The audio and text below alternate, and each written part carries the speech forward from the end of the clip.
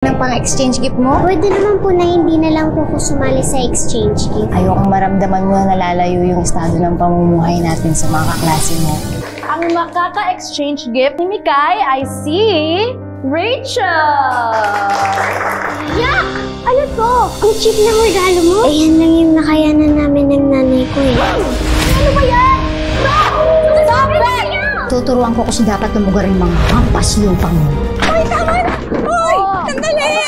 Yan! Teka lang! Mahirap tayo, kaya inaapin nila tayo. Ay, hindi anak, huwag mo isisisi sa kahirapan natin.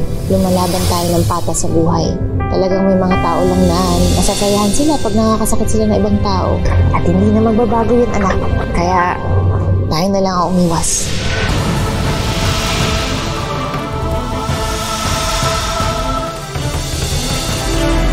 Wala ka talaga pinag-aralan! Ha? Ako dito!